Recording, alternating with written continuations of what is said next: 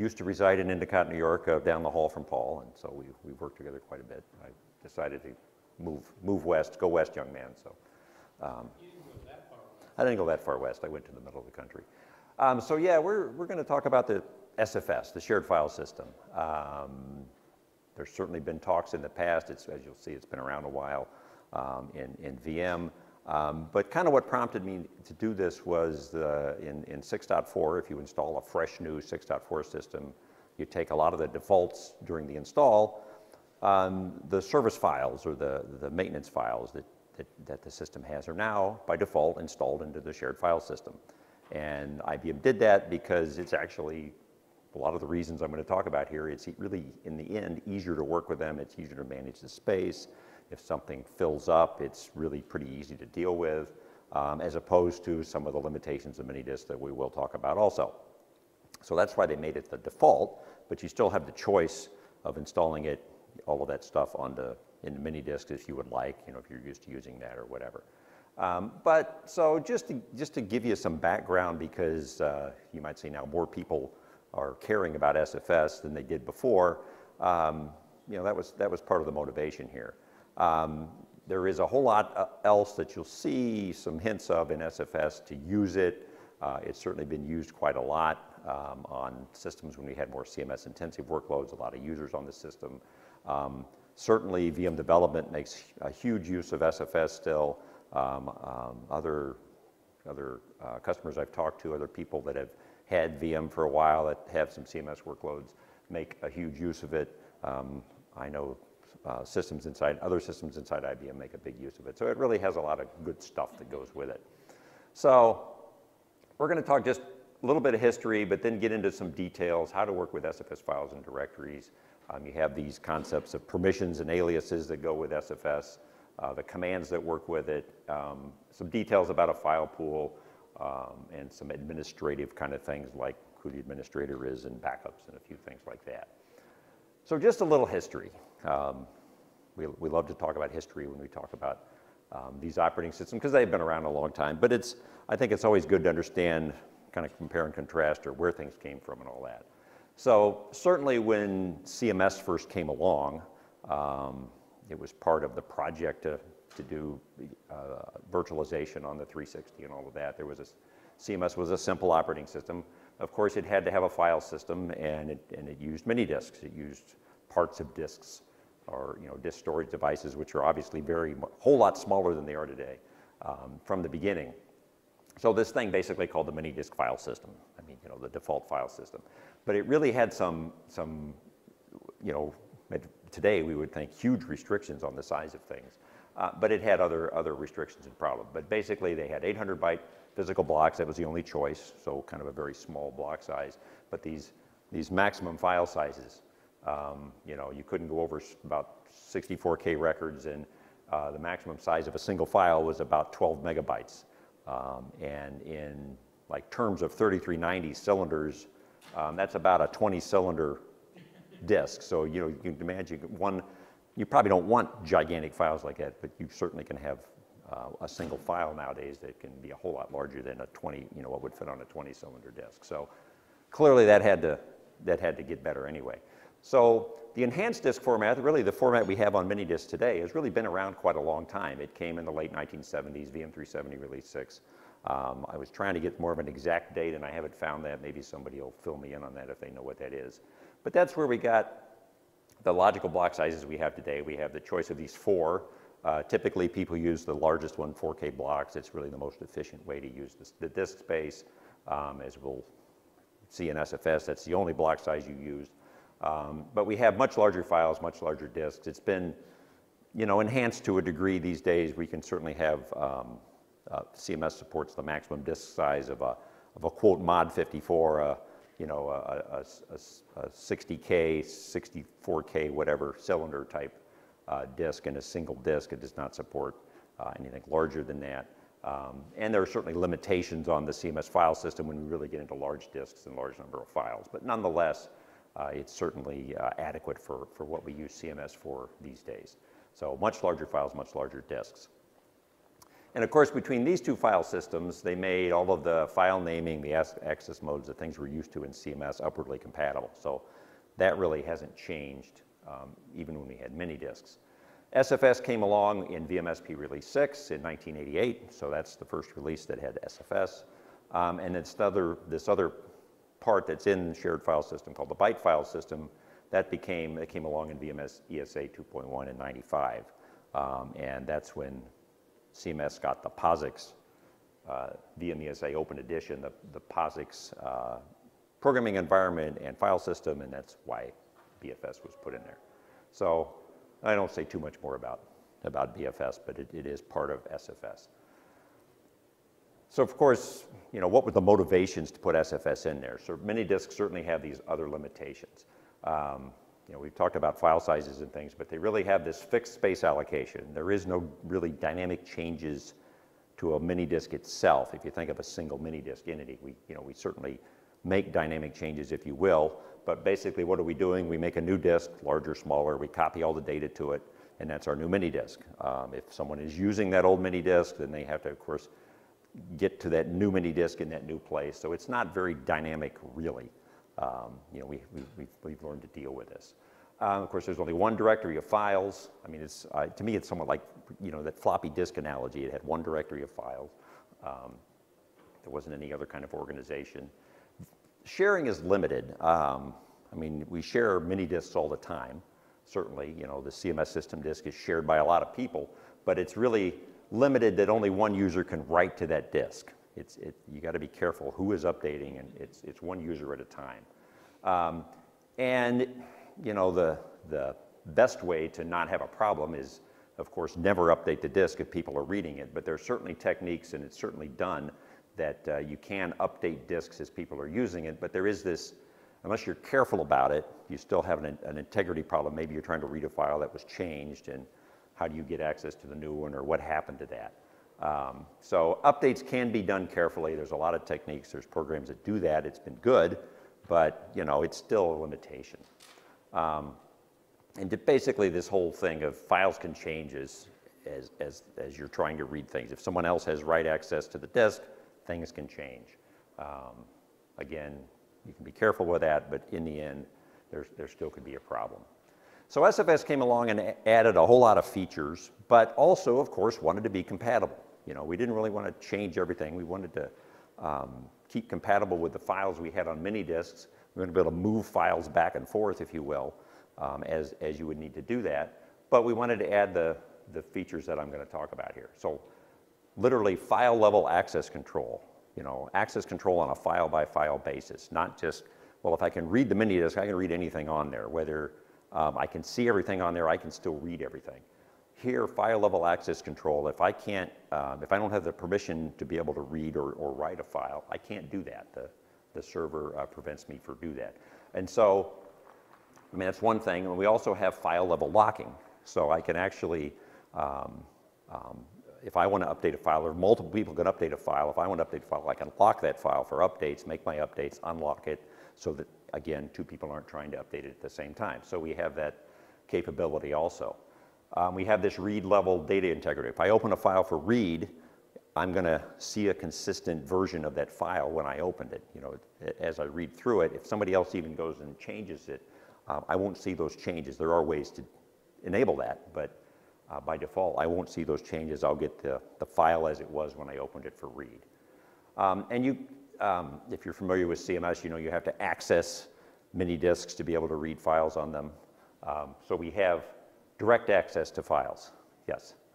When can I then access these changes? Do I have to close the file and then reopen it? So the read level integrity, yes, you would have to close the file and reopen it to see the changes if in fact it was updated. Like I say, there is a way to, I think it's how the file is written to make changes visible as it's happening. I mean, you have to understand that that's going to go on or could go on, and you would process the file in that way, sort of with that in mind. But by default, if you're just doing kind of regular classic I/O to a file where you may update it, it's fixed length, you update certain records, the reader would have to close the file and reopen it. So yeah, we have this direct access to files. Basically, we're using new interfaces. We're not using the classic interfaces because the classic interfaces, you know, for many just had no idea that this could ever be possible. So we're using new interfaces that were introduced, and I can actually read files directly, you know, out of the shared file system without having it on an access disk. We have this consistency of updates that kind of goes along with writing to the file. There are things called work units. And so you can start work units and coordinate updates across multiple files, and you still have the consistency that all of the work units, all of the changes get committed at once, or they all get rolled back. So that's that work unit consistency. And they even extended this a little bit later, so not right at the beginning, but this coordinated resource recovery idea. We can actually coordinate updates across systems. So we have this SFS server called the CRR server. And it can actually, if we, again, we're making updates with all this in mind, we know we're going to do this, that we want to coordinate multiple updates across multiple systems or roll them all back in a consistent way. So they added a lot of capability there, somewhat unlike, or not unlike database kind of capabilities, because there was some basis in the way databases work to make to design this system. In other words, if you had an SSI cluster, the coordinated resource recovery comes into play, you know, across if you have two clusters or two systems out there and people are updating the shared file system for both. Yeah, so the question was if you had an SSI cluster, that kind of example, and you use coordinated resource recovery, you could have coordinated updates, which is true because SSI clusters are put together in a resource collection, if you will, by default. That's also part of the mechanism that coordinates SSI. And then you could do that kind of thing. So SSI clusters do that implicitly because that's the way they're connected. Non-SSI systems can still be clustered as far as shared file system is concerned and resource sharing is concerned. You can use channel to channels, of course. You could use, when you had VTAM, we had those kind of interfaces. There are some other ways to do that. But yeah, that's also possible too. Okay. So we added a hierarchical directory structure, you know. So again, when this was done, of course, we had, you know, other computers, Unix especially, Unix systems that had hierarchy of directories that we're very used to seeing these days with Linux, of course. So they added a hierarchical directory structure. Directory names themselves can be up to 16 characters. File names, of course, are still limited to 8 characters because it's the same naming convention. And we have up to 8 levels of directories. So we can, you know, extend that out to 8 levels. So that is the limitation. We have this dynamic space management, kind of the thing I was talking about at the beginning. Basically, when you put users in shared file system, you give them a quota of space, in essence. You don't give them a fixed allocation of space. A mini disk is very much a fixed allocation. If I give Dan back there a 100-cylinder mini disk and he uses 1 cylinder worth of space and that's all he ever uses, I've wasted 99 cylinders of the storage on my system because nobody else can use that. But if I give Dan the equivalent of 1 cylinder of quota and or 100 cylinders of quota, but he only uses 1 cylinder worth, well, the rest of that, you know, storage is available for anybody else to use. You know, it's free space. Just like any quota, of course, you can sort of over-allocate your quotas. You can certainly give out more than is available, and then you have to manage that to make sure that, obviously, you don't fill up your file system, the actual used blocks, that kind of stuff. So there's a warning that goes on with this. By default, it's 90% of your quota. You can adjust that for your own virtual machine, your own use of that. So the file pool server is what actually owns the disk space, as you might imagine. I mean, really, where do we store data on a VM system? On mini disks. It still is going to go on a mini disk, on disk storage devices. So it's the file pool server that owns that, not your, you know, individual virtual machines. And we connect to that actually it's officially over APPC, Advanced Program to Program Communications, but really on the same VM system, on the same LPAR, we're using IUCV under the covers. It isn't really super important, but it's good to know. Cross-system connections, as we were talking about, between LPARs, channels, things like that. And you can manage that or dynamically manage that space that the SFS server has. So it says you can add mini disks dynamically, and we'll talk about really the steps you do that. just a real simple picture. If a picture works better for you, here's my simple picture. I have my file pool server, I have my users that use it. These probably really should be two-way arrows because you're working back and forth with it. And the server itself, so this is a user ID of the server, owns the file pool that has this name. So the file pool has its own name distinct from the user ID, so they could be different. And he owns a bunch of mini disks, and we'll talk about the different mini disks that are out there, kind of what's on them as we go through this. But that, again, just a pretty simple picture of what we're talking about. These guys themselves, they could certainly have mini disks, whatever they need, probably do have mini disks for like CMS, but then as they want to work with the data in here, they're working through that file pool server. So the Byte file system, as I mentioned, I'm not going to say too much, but it was a POSIX compatible file system that was added for CMS for the Open Edition support, which is now called Open Extensions for ZVM. So this came about a while ago. And so it's the point of it, of course, because it was a POSIX compatible, which, in your mind say Unix, but that was the standard, was the same file and directory naming rules that we typically see now on Linux, which is also a POSIX type compatible environment. So if you're familiar with that, the way things work in Linux, think of that's the kind of file and naming rules we would have in a Byte file system. And it's user ID, meaning numbers, your UID number, and group ID number-based access. Again, just like you would see in Linux. So it's, now certainly these numbers are mapped to your VM user ID in the directory because that's what we have on the system, but you do get assigned a number as you're using Byte file system. So that's, again, the same kind of thing there. And so BFS is a separate file space in an SFS storage pool. So the picture I just showed you could also host Byte file system storage pools if you want. You could separate them out, whatever you want to do. But they can and do coexist on the same file pool server. So you don't have to set up a separate infrastructure for BFS. It goes along with your SFS, just to understand that. And when you install ZVM, I mean, you certainly get shared file service SFS servers with the system. And they have BFS space in them because you do have that default POSIX environment available, and some things use it. You use that environment and store files in there, so it is there. SSL yeah, SSL, really the key, the certificate storage and all of that, it goes into Byte file system space, but yes, you would see it there. Let's talk a little about using SFS here. Mentioned it already, extension of the standard file system. Same file name, file type, same characters, same restriction of 8 characters for a file name, 8 characters for a file type. You can certainly copy files to and from many disks. Again, they're the same files in essence. You typically access the directories through an access command. So you're used to maybe excuse me, accessing mini disks with the access command. You access directories. We'll talk about the naming of directories in a minute.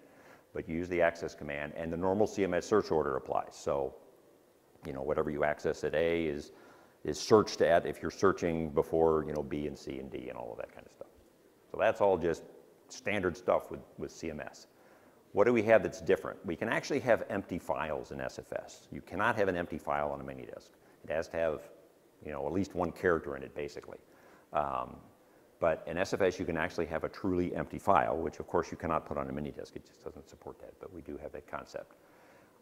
If you're familiar with details of CMS, you'll know that there's file modes and there's file mode numbers that go with files. And there's certain ones of those that have special meanings in the mini disk file system. So like file mode 0 in a mini disk, if you access a mini disk read-only, by default you do not see in the directory the file mode 0 files. Now of course the data for those files is still on the disk. It's not secure at all, shall we say. You can still get to that data and see that if you kind of know what you're doing, but they are not visible. But in SFS, they're visible. If you have read-only access to a directory, the files, you will see those files. So file mode 0, 1, 2, 5, and 6 all work the same way. Now, in a mini disk file system, 1, 2, and 5 are all exactly the same. It's just kind of a designation. 6 is an update in place file mode. It kind of designates that a file is being updated in place. In SFS, there's nothing different about file mode 6. If you want to update in place, there's a different way to do that, as I was kind of talking about. The ones that are the same, again, if you're not familiar with these, but file mode 3 is for temporary files, and file mode 4 is for an OS simulated dataset type file. It's just treated a little differently when you work with it. And they work the same as on a mini disk. So the file mode 3 ones, interestingly, if you create one of those, when you read it, as soon as you're done reading it, it's deleted automatically. So that's why it's for temporary files. Does the same thing in shared file system. You may be able to write to a file in a file mode that's accessed read-only, okay? So because your permission to write to a file is on a file-by-file basis. It's not based on, in the default mode, we'll talk about some other things, but in the default way, how you have that file mode accessed, whether it's read-only or read-write. And you can, depending on how a directory is accessed read-only or read-write, depends on whether you own it, what options you may put on the access command. There's some things about that. But you may be able to, surprisingly, shall we say, write to a file that's accessed read-only. There is something I probably should have put in here. There is a setting in CMS called read-only respect, and that will actually override that. So you can say for my virtual machine, well, if I have something accessed read-only, I want to, the files in there I want to only be able to read and not write. I don't want to accidentally update something is basically what's going on. So that is something you can put in there, and I really probably ought to add another sub-bullet under there. The flip side of that is you may be able to see a file. Oh, there's a file in that directory. It's got, you know, Paul's social security number in it. I want to read that, and then I find I can't read it because I don't have read permission to that file because permission is file by file. So you may be able to see a file but not be able to read it, which is never true on a mini disk, of course. If you could see the file, you could read it. So you need read permission to do that. So that's some of the differences. We'll get into some more. I want to mention this book. Really got to mention this book. CMS File Pool Planning, Administration, and Operation. If you're familiar with probably the books on ZVM, you typically know that they split these out into different books. Here they put them all into one. So it's a rather big book. Probably not going to print it out anyway, so that probably doesn't matter. But this really has a lot of good details. It's really a pretty well-written book. I think those of us that have been around a while know that it's a good reference book. It's got a lot of descriptive stuff in it, and it's really, you know, what you should be referencing as you work with SFS and know about that book. So, you know, I want to make sure that that gets mentioned here. So how do you use a SFS file pool? You know, it's on your system already. You know, if I wanted to put something in there, what do I do? You must be enrolled into the server. So, you know, I've talked about permissions to files, but to actually connect to that server at all and see anything at all, you must be enrolled. Now, the administrator can enroll public, and it's literally that keyword that is used. I'm going to enroll public, and that means by default everyone is enrolled. Anybody that can connect to it can get to things that the public can read, because you can actually give public permission to files. So you may not need a specific enrollment, but you know, typically you probably do. So you need to be enrolled into the server. And if you're enrolled without giving you any quota, you have nothing. You have 0 blocks, meaning you can read things that if you have permission or they're public permission, but I can't write to anything of my own. I could write to something that somebody else owns that I have write permission to, of course, but I can't write anything of my own because I have no quota. That quota can be obviously dynamically changed, so you could have that increased. Every file pool has a name. We kind of saw it on the chart. It doesn't have to be the same as the user ID. Certainly the IBM ones, it's not the case. I've certainly seen when people add file pool servers, they probably make them the same as the user ID. It just kind of keeps things easier to understand, but they don't have to be the same. So on your default installation, we already saw this VM serve U as a user ID, VM sys U is the name of the file pool. You'll see VM serve S, VM sys is the name of the file pool, and there's a few others on there. So the file pool name is actually the CP resource name. It registers in CP and says, I'm a resource. That's how we can access it remotely. That's how we can access it locally. And there's this command, CP query resource, shows all of the resources that are registered on your system. And if you're connected to other ones, it shows resources on other systems too. So that's how you can kind of find out Now you don't, it doesn't, the resource doesn't say, hi, I'm an SFS server. It just says, hi, I'm a resource with this name and this user ID. You could probably guess, make some guesses as to which ones are SFS servers, but you will see those out there on the system. And a file pool can be defined as local only or global. Local only means you only see it and you only work with it on your LPAR, okay? Or you can say, is it global, meaning any sharing LPARs, so when we have remote resources and connections, can it be used there? The way they set up these, originally these ones that start with VM-sys, it's kind of a reserved name. Those are always local no matter what you try to do to make them global. And the reason is because these are always present on the LPARs. You know, when you install VM, they're there. If they tried to be global and they'd be two of the same name and that doesn't work, you get error messages. So the VM-sys ones are always forced to be local, whether you try to change them or not. As an aside, that's the reason the SFS service file pool does not start with VM-sys, because their intent was, and over an SFS cluster, it's got to be known within that cluster, so it couldn't start with VM-sys. That's why it's typically VMP for product, I guess, SFS. They threw that in there. I think if you tried to, you can pick that name when you install. I think if you tried to pick a name that starts with VM-sys, it would tell you no, I haven't tried that, but that's the way it ought to be. So those are the file pools. So we talked about you having space in a file pool. It's really called the file space name. So the definition or the thing you'll see is, you know, what is in your file space? Are you the file space owner? Well, that's your user ID is how that goes together. So any file that ends up in your file space is owned by you. I can't write a file into somebody else's file space and retain ownership, shall we say. It's owned by that person. That means they control the permissions, and it's counted against their quota. But there's no requirement for the file space owner or an enrolled file space to actually be in the CP directory. Now, it could be that, you know, a user was deleted from the directory and that stuff was left over, or it could be that an SFS administrator authority who's allowed to create things in other people's directories, if you will, kind of as global right authority, could create that and put files in there and give other people permission to write them or whatever. There's sometimes reasons to do that, but I would say you're probably better off making sure there's always that user in the directory, because what if you create a file space? Maybe it's holding some critical data, and somehow somebody comes along and creates a user ID with that same name. Guess what? They now own all of that stuff. So you really would want to reserve that user ID in the directory so that it's still there. Certainly inside IBM, there's a requirement that you keep these in sync. We can't have file space owners that don't have CP directory entries. So let's talk about some basics to work with the directory names.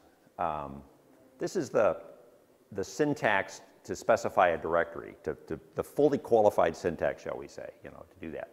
So it starts with a file pool name, a colon, the file space name, the owner of it, if you will, the user ID, if you will, and then any series of directories, okay? And I said you could have up to 8 levels, so if you want to be specific about a directory level. So this file pool name, you know, instead of specifying this whole long string every time, there's some defaults you can set. So you can set your default file pool with the CMS command set file pool. So I'm going to say, okay, my default file pool, or if I'm using SFS all the time, it can be set implicitly, but my default file pool is, you know, whatever I'm typically working with. So that way you can avoid having to specify this anywhere that in any command or any specification that takes a file pool ID. You can set my default.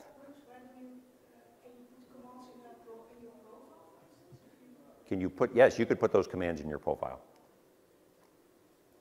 So if you typically IPL CMS, you use a 191 disk, you know, to start with. You could certainly put that command in your profile if you're typically working with a shared file pool server. If, again, something else I've neglected to put in here, if you start up CMS and your A disk becomes a file pool directory, your top level directory, as I'll talk about down below here, then this is done implicitly for you. It becomes your default file pool. But you can change it, right? You can change it anytime you want. You can put it in your profile, yeah. Of course, the default file space is your user ID, as we've talked about, but there is a set file space command that you can change that default. Now, of course, that doesn't change any of the rules for how you access things or what your permissions are and all that kind of stuff. It can just help you as you work with any command or directory specification that takes a file space, because there are an assumed file space, so there is a way to change it. This one you don't use much. This one you typically would set up for what you need. So when a file space is enrolled on the server, meaning I've enrolled a user into the SFS file pool, it creates what's called the top level directory. So it's filepool : file space, the user ID, followed by a dot. I mean, that's not a period at the end of the sentence. That's basically specifying that this is my top level directory. It must be followed by that period, because you'll see down here as we string out more directory names, we put periods after there. So filepool : file space. So that's the top level directory, and that's how that's made. There is no like root file system like we think of in the POSIX Linux world that's the root of everything. It's a set of these file spaces for all of the enrolled users. That's kind of the start of it all down the way. So filepool.file space. So here's a few examples of referring to a directory name. I'm referring to a directory in here. Fully qualified, so like vmpsfs, mate640.cmsrex.object. That's a particular, if I installed actually the service code into SFS, that's going to be there. So file pool name is vmpsfs running on server vmservp. File space owner is mate640. The directory, so that's my top level directory. The directory I'm working with is object, which is a subdirectory of cmsrex. And cmsrex is a subdirectory of the top level directory. So it's just that hierarchy of directory names that we're kind of used to, but that's how you specify it. Now, because I can do set file pool and set file space and things like that, I can actually leave those off of this total thing, as I said. So if I start with a directory specification that starts with a dot, so that dot there is significant, .cmsrex.object, if I'm logged on as mate640 and I've done a set file pool default of vmpsfs, then that refers to exactly the same directory. Okay, so that's a shortcut. Much easier to work with that way. A directory specification of just a dot is my top level directory in my file space in the default file pool. Okay, so I was saying this was the top level directory that's created if I'm logged on to main and my default is vmpsfs, then this dot is exactly the same as specifying vmpsfs : mate640 dot. If I leave that dot off, it's a syntax error. It's got to be there. I got to know because of this shortcut and things like that. So you'll see different specifications, and of course, as you learn the system, you learn the shortcuts and the abbreviations and the ways to do things, and that's just good to know about that. So any questions on that? So you say on the CPU, I can just put in the dot and it will open it or?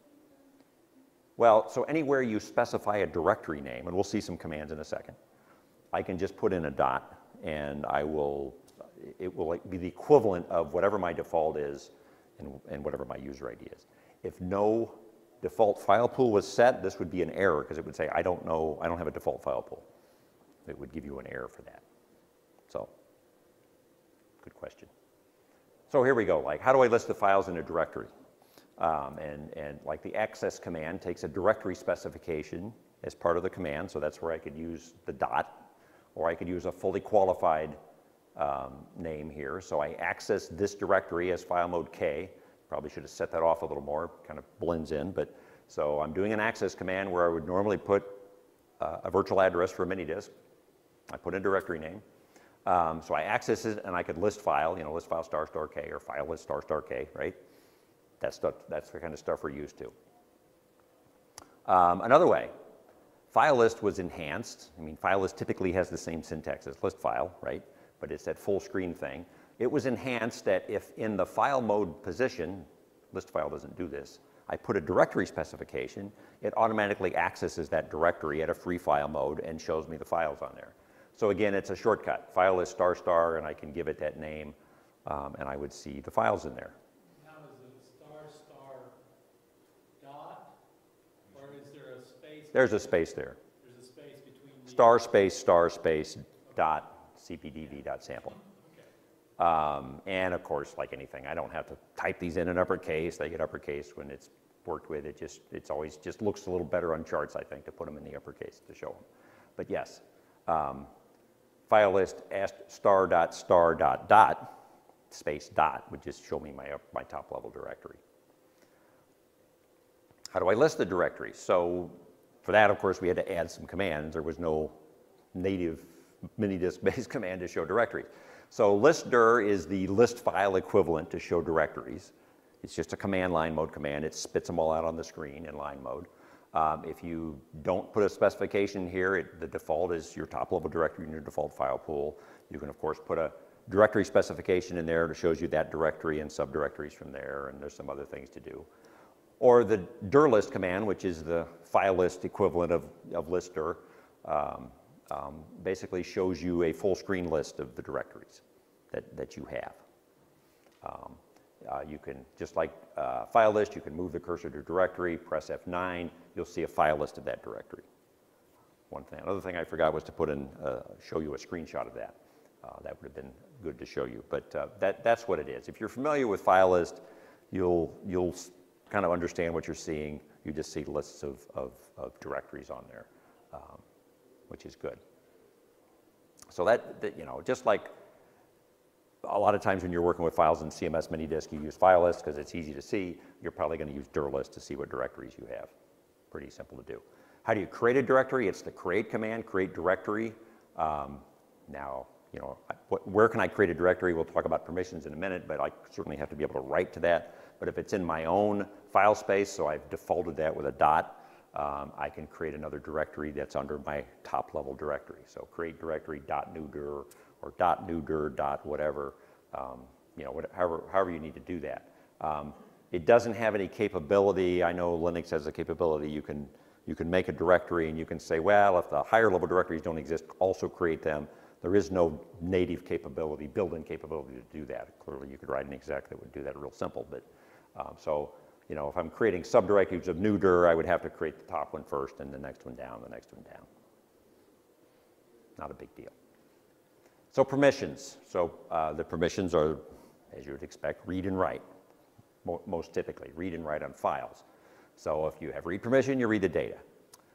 There is no such thing as sort of write without read permission. I know we can do that in other systems. Basically, if you have write permission, you also have read permission. That's the way that works. Clearly, you can update the file. Now, if you just have write permission on a file, but it's not your file, let's say,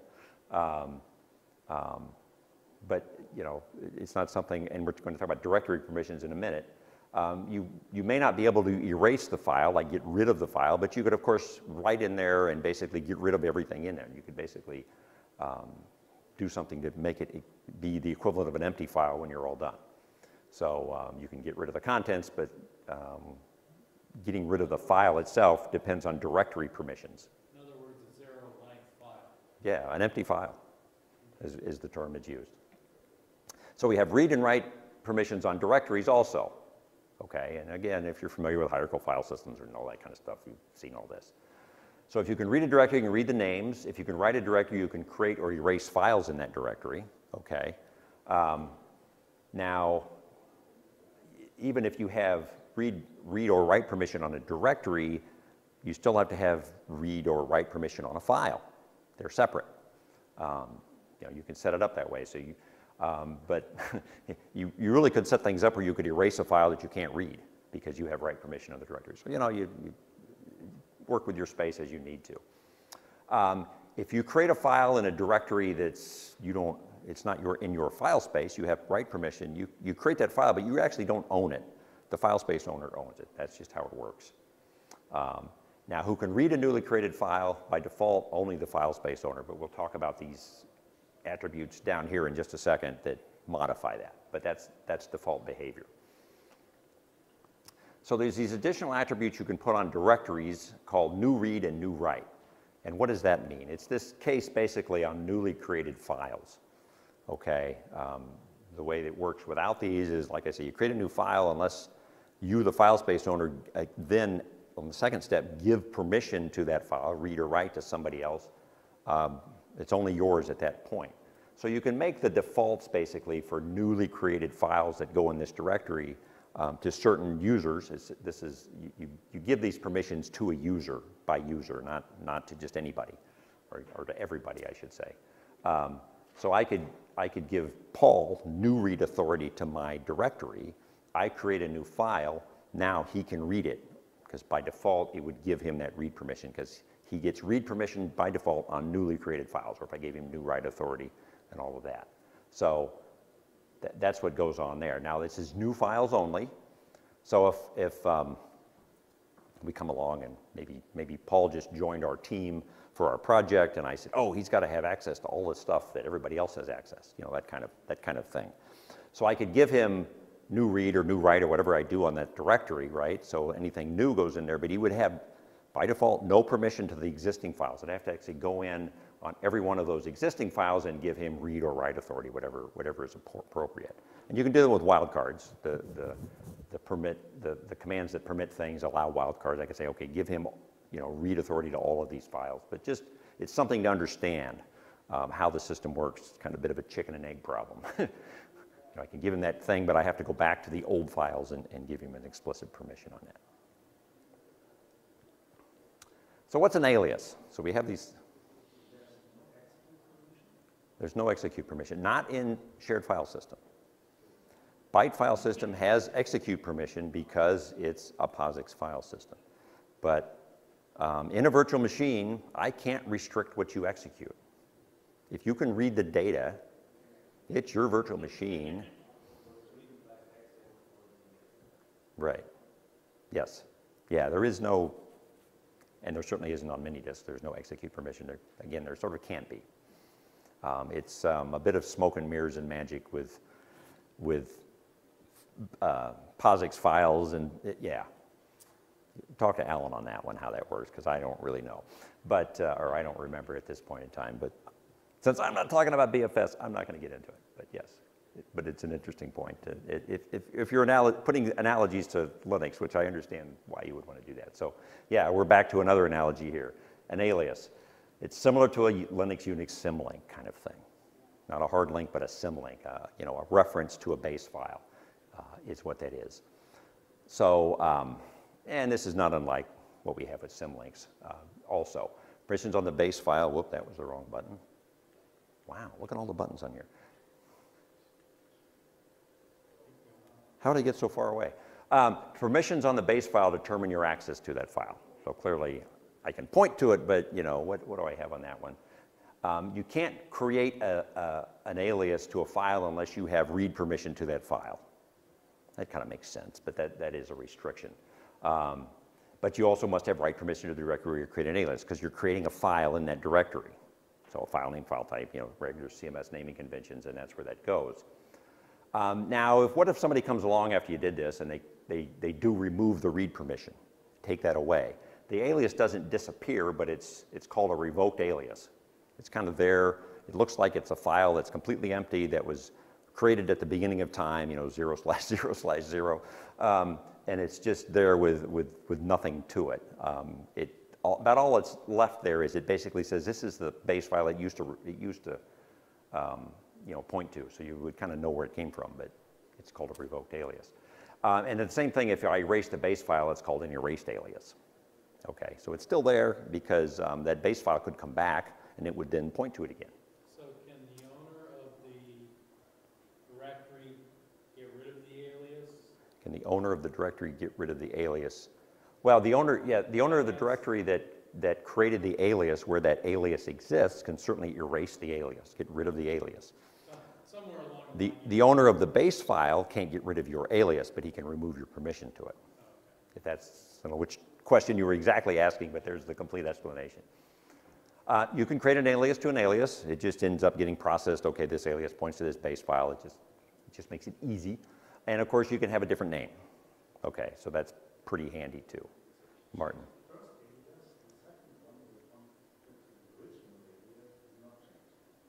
If you change the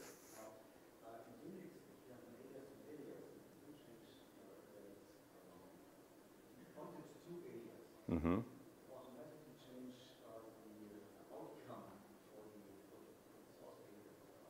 Does it? Okay. So Martin was asking about an alias to an alias in Linux, Unix. And I'm not remembering how that works to get the analogy. Yeah. Oh. Oh, okay, okay. So he's talking about the alias to an alias, right, and how that works in Linux. With symlinks in Linux is certainly different because an alias